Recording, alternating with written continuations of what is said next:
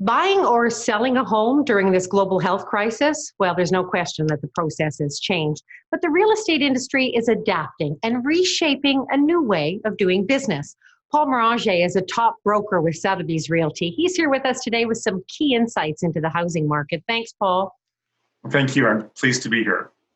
Tell us, what has the impact of the pandemic been on the housing market so far?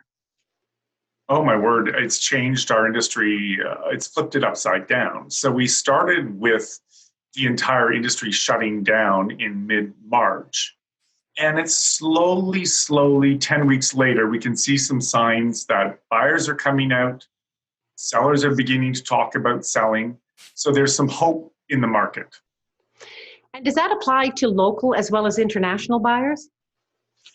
No, there's a big difference with international buyers. We won't see international buyers for some time. So certainly international buyers have, I wouldn't say completely been removed from the market, but it's very difficult to get on an airplane and to travel and to come to Canada. Once those travel restrictions are lifted, we'll see international buyers come back. Well, open houses are certainly a no-go, at least right now. How is technology helping to fill the gap in that regard? Well, I think the new virtual open houses, what is also referred to as live stream open houses, are even better.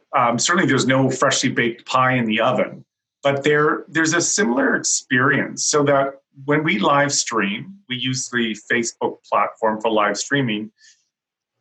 Buyers can come into the open house, they can leave at their leisure, they can ask questions, they can ask to see certain things. So it's a very similar experience. It's much more efficient actually from a buyer's perspective, because they can attend multiple open houses in an afternoon, where before they were restricted by traveling from house to house to house. And also what we find with virtual open houses, a lot of our clients have beautiful art and beautiful household possessions and never wanted open houses. So from a seller's perspective, it gives them an advantage as well, that they can have an open house in their property without having strangers walk through, as they might refer to them. Well, it's only one advantage of this time in history. Actually, when you look at the mortgage rates, when you look at inventory on the market, it is actually a good time to buy or sell.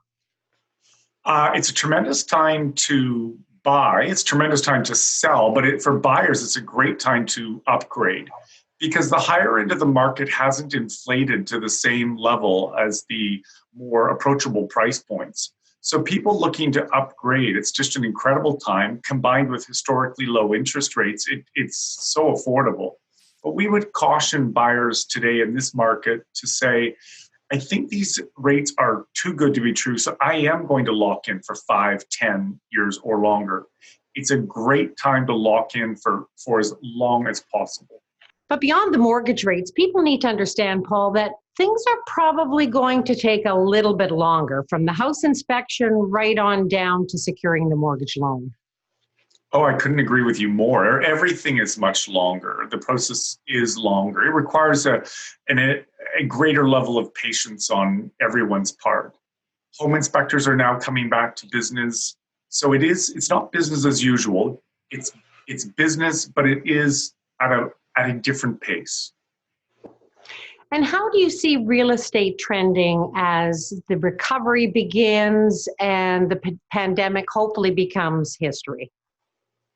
What's interesting to hear in the media is the negative side of the economy and how that might relate to real estate. What I think has come true for so many people is a real sense of home, and a sense of home being more important than ever. So I think we're going to see buyers sort of attune to a different reality and say, maybe this is the time that I want the home of my dreams. Maybe this is the time that I want my own private home office. Maybe we need a home gym. Maybe we need a bigger backyard for the kids to play.